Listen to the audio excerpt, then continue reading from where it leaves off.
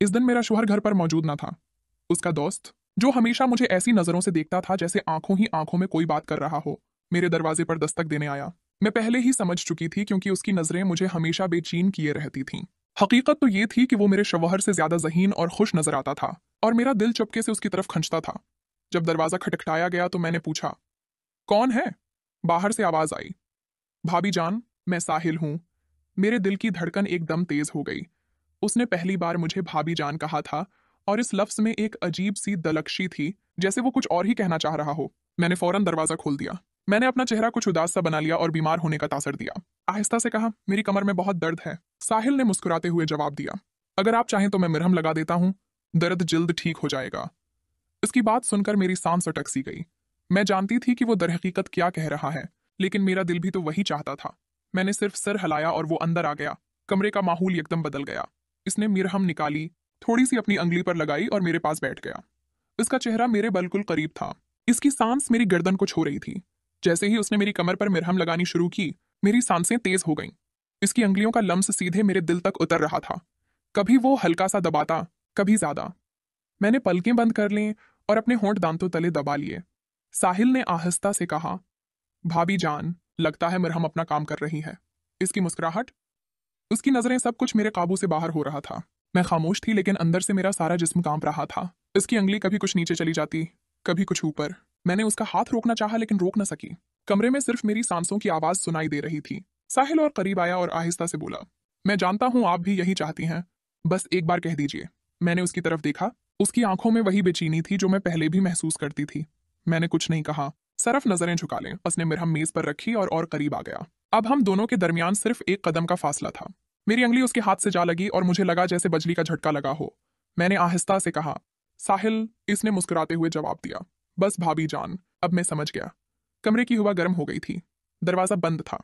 शौहर घर पर नहीं थे और मैं और साहिल एक ऐसे मोड़ पर खड़े थे जहां से वापसी मुश्किल थी। साहिल ने मिरहम मेज पर रखी और सीधा मेरी आंखों में देखने लगा। उसकी नजरें ऐसी थीं जैसे वो मेरे सारे वजूद को देख रहा हो।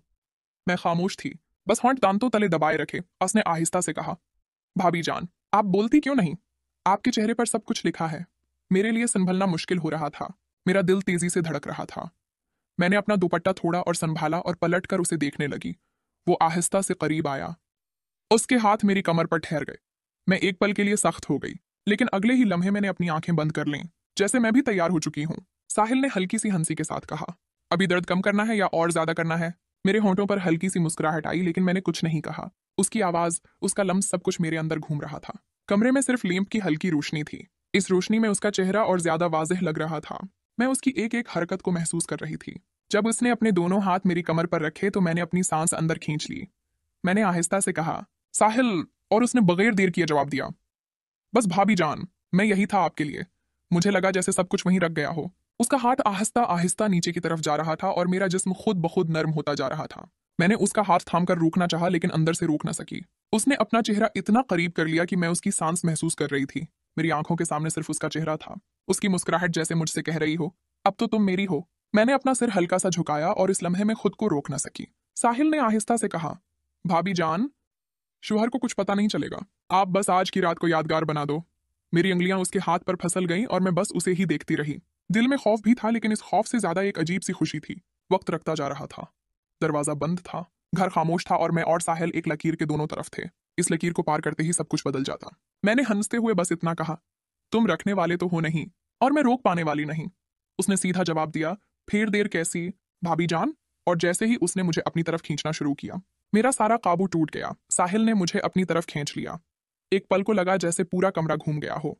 इसका सीना मेरे करीब था। उसकी सांस मेरी गर्दन को छू रही थी। मेरा दिल इतना तेज धड़क रहा था कि मुझे खुद सुनाई दे रहा था। मैंने उससे दौड़ जाने की कोशिश की लेकिन उसने मेरी कलाई थाम ली। हल्की सी मुस्कुराहट के साथ बोला, अब तो आप मुझे रोक भी नहीं सकते, भाभी जान। मेरी आंखें नीची थीं, लेकिन होठों पर एक हल्की सी मुस्कुराहट खुद ब खुद आ गई। मैं खुद भी तो यही चाहती थी, बस लफ्ज बोलने की हिम्मत नहीं थी। साहिल ने एक हाथ से मेरा दुपट्टा संभाला और दूसरे हाथ से मेरी कमर को। उसकी अंगलियां हल्की सी किस गईं और मैं उसके करीब और चिपक गई। मैंने आहिस्ता से कहा, साहिल, बस करो। लेकिन आवाज ऐसी थी जैसे रोकना नहीं बल्कि और बुलाना चाहती हूँ। वो करीब होकर मेरे कान के पास आहिस्ता आहिस्ता बोला, बस एक बार कह दीजिए रख जाऊं, वरना मैं अब रखने वाला नहीं। मेरी सांसें और तेज हो गईं। मैंने अपने होंठ दबा लिए लेकिन आंखों में सब कुछ लिखा हुआ था। कमरे में सिर्फ लिमअप चल रहा था। इस रोशनी में उसके चेहरे की हर लकीर और तेज लग रही थी। उसकी नजरें मेरी आंखों से होती हुई होठों पर रख गईं। मैंने पलटकर उसकी तरफ देखा और बस इतना कहा, तुम्हें समझने के लिए मुझे कहना नहीं पड़ता। ये सुनकर साहिल ने एक गहरी सांस ली और मुझे और पास खींच लिया। अब हमारे दरमियान 1 इंच का भी फासला नहीं था। उसके हाथ मेरी कमर से कुछ ऊपर आ गए और मैंने पलकें बंद कर लीं। इस लम्हे मुझे लगा जैसे सब कुछ रख गया है। दरवाजा बंद, घर खामोश और हम दोनों अकेले। शुहर घर पर नहीं थे और मैं अपने शुहर के दोस्त की बाहों में थी। साहिल ने कहा, भाभी जान, आज के बाद सब कुछ बदल जाएगा। मैंने आंखें बंद रखते हुए सिर्फ एक हल्की सी आवाज निकाली, जो होना है अब होने दो। और अगले ही लम्हे साहिल ने एक कदम आगे बढ़ाया, जहां से वापसी मुश्किल थी। ये कहानी एक ऐसे नाजुक मोड़ की इक्कासी करती है जब इंसान अपने जज्बात और ख्वाहिशात के दरमियान घर जाता है। ये हमें उस बात पर सोचने पर मजबूर करती है कि हमारे फैसले न सिर्फ हमारी बल्कि दूसरों की जिंदगियों को भी किस तरह मुतासिर कर सकते हैं। हर रिश्ते की अपनी होती है जिसे हमें